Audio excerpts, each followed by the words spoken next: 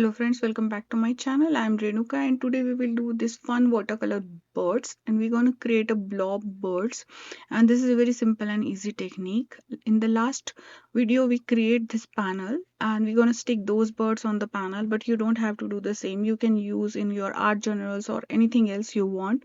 You can create greeting card tags. The possibilities are endless, as I always say. So here I'm using Canson XL watercolor paper, which is 300 GSM hot press, and I'm just using part of it. I do many work, so I have left over many pieces and I use those pieces for this kind of stuff. You can use whatever you have.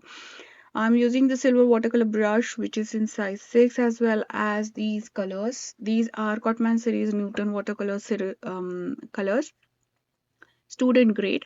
And now I'm just creating these blobs. So you can create your blobs with any colors you have. Main idea is here how much water you are carrying in your brush and how much pigment you are carrying in your brush, that you can get a different effects. Like here, if I want to make that kind of a sparkly blob effect, I can do that. I can add more colors to it. Most of the times I use only one brush. Silver line in the this brush, velvet silver line brush, are my favorite. I always love them, and these birds are whimsical birds.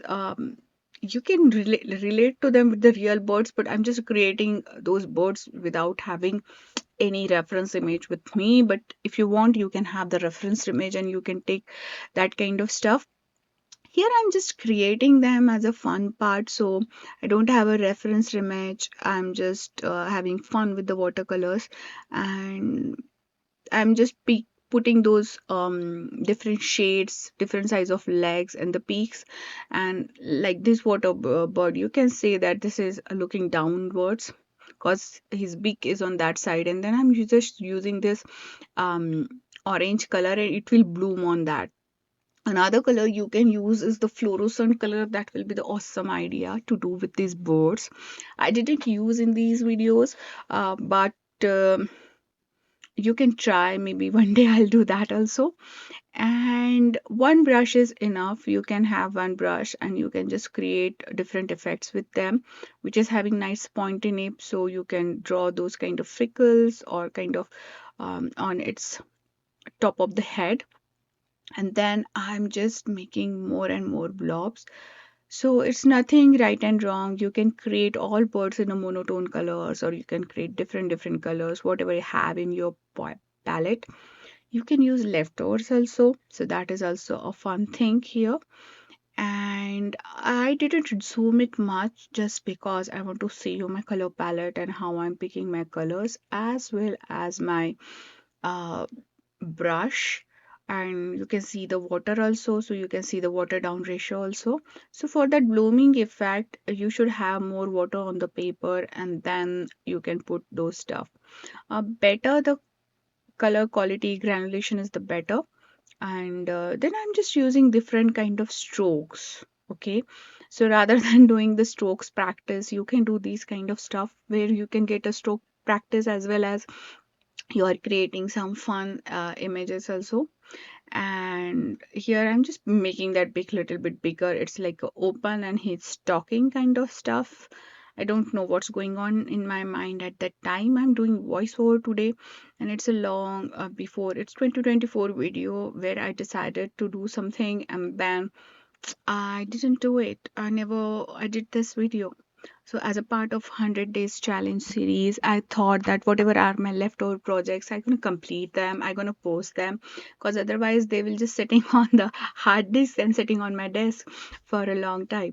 So red and orange is my kind of perfect combination for me. I love those colors together. But you can see the before board, we do little bit of muddy color like yellow ochre with the orange color, so that is also fun. And here don't ask me like the perfect colors or something like that.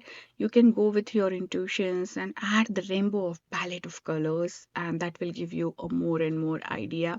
You can use a bigger brush for creating blobs also, and then you can add details with the smaller brush. I don't know, I just choose one brush and I just started doing that. And here I'm creating a peacock. I don't know why I create a peacock at that time, but I just want to create a different kind of birds. Those are most like looking like a little bit angry birds, like have those. So most of the peoples have a muscle memory, like what you learn overall in your life, or what you saw, or what you like. It is printed in your muscle memory. And then when you do that thing, you draw that kind of stuff, like flower. If you ask 10 people to draw the flower, so 10 people will draw the flower different way.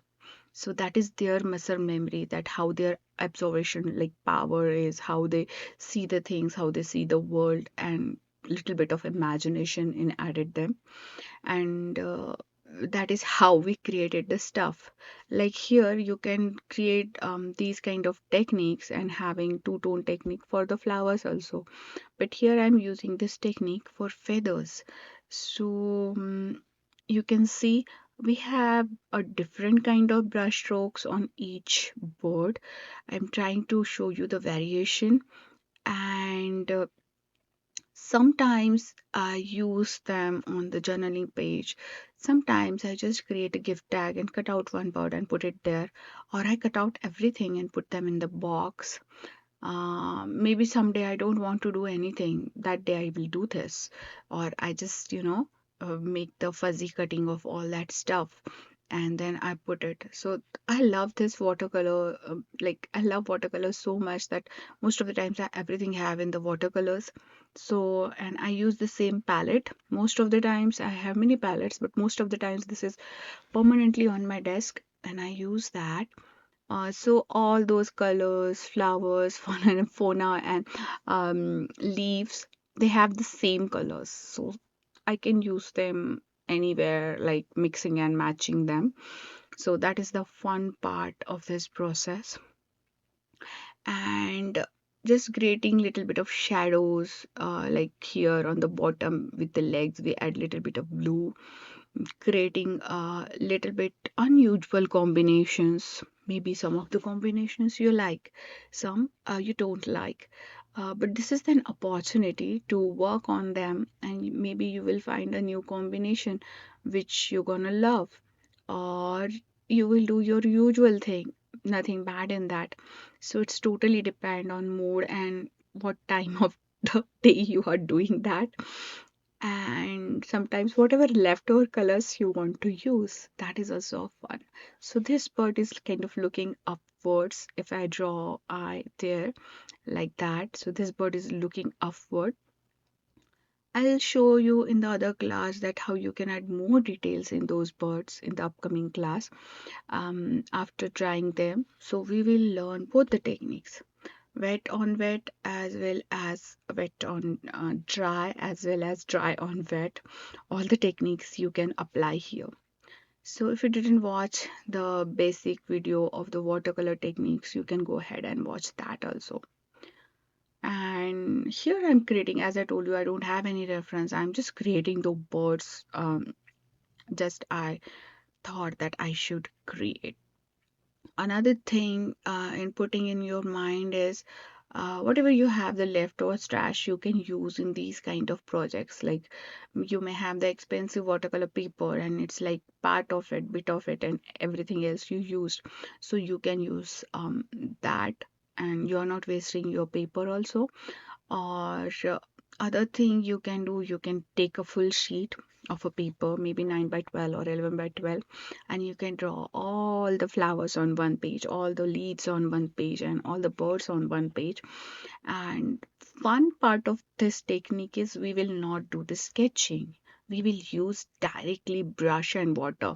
So here you are not using any sketch before.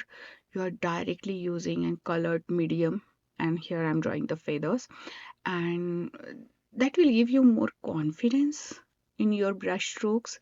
And if you didn't get something right, if you're wrong some way, or if you messed up, still it's okay. Still it's just a one bird. You can draw another bird, and you will not, you can trash it, or you can just keep it or give it to your kid to create something. And so it is just fearless process to explore. At the same time, it's fearless process to uh, get confidence in you and confidence in your brush strokes. Most of the times people do the practice in their art journal, and that is the awesome way of doing the practice. I also do, but these kind of practices also give you that kind of confidence, and maybe one or two birds you can save for you and other you can give it away. Like if you're doing the project and if you want to gift someone else, so you can keep one or two projects with you, and everything else you can just gift someone or use them as a tag or as a greeting card, uh, or anything. So in that way you have something, but the still time uh, you are giving away your art. And I really like the idea of giving away the things. I create so many things in all those years, and believe me, I don't have all the stuff with me because I just give it away. But the joy of sharing is the most important thing in my life. And when I started this journey after I get married, I still remember I don't used to take a photograph of it also. Like at that time, the camera phones are not like cell phone cameras are not that good, and like the we don't have time to take a SLR out and took a photo of that project. But nowadays you have that convenience that you can just take a photo and keep it in your mobile, so that you can take a reference at any time if you want to take a reference, and you can give it away your full project. And that is the awesome thing of today's thing. So here I'm just adding more texture with the brush strokes, and it is all the play of water and color pigments. If you will get a better quality paper like a artist paper and maybe a professional grade colors, you will get more refined results. But for having fun, you can use just children colors also, and try to work on that. Maybe your effects is not that good, but still you will learn something out of it. And maybe when you get a comfortable, you can buy a thing. This Vincent watercolor palette is very versatile, I can suggest you. So after drying those birds, I add little bit black and white eyes, and I'll show you more details in upcoming video that how to add those eyes. So for fussy cutting, simple technique: bigger the cut, bigger the scissors; smaller the cut, smaller is the scissor. So for detail, I use that Cuttleby scissor, and you can use Tim Holtz scissors also, the smaller one. And for the bigger one, I just use a normal paper scissors, which from the Home Depot or Amazon. Nothing special. I think this one is from Scotch brand. And if you're not pretty much comfortable with the fuzzy cutting, you can draw a pencil lines all around it if you want the same width white uh, border to it. But if you're not, you can just go ahead and cut into the small pieces like I'm doing here, and still you will get a nice results. So trick with the smaller image is see how the stroke, sometimes you move the paper and your scissors are steady, and sometimes you move the scissors and your paper is steady, so vice versa. Most of the times you see I just cut out the excess white portion out the board, and then I go ahead with the details. And this is my go-to technique for years and now. And if you still feel that it's very overwhelming, you are not able to cut the small portions, you can use the craft knife to cut it all. I mostly use the small scissors, and this Cuttleby scissors is awesome. Um, Again, the higher the paper width, like GSM, like if Canson water white color is 300 GSM, which I use, and which give you nice blooming stuff. But it will get little bit harder to cut. So maybe you should not cut all your boards in a one go. You can cut little bit every day, so your hands will like not get hurt or something like that. And then other thing, like you can just cut apart the things and um, wherever you can't go with the scissors, you can use your craft knife also. Here I'm just speeding up the process, nothing fancy. Whatever I have to tell, I already told you. And we will create these blob birds more in the upcoming videos.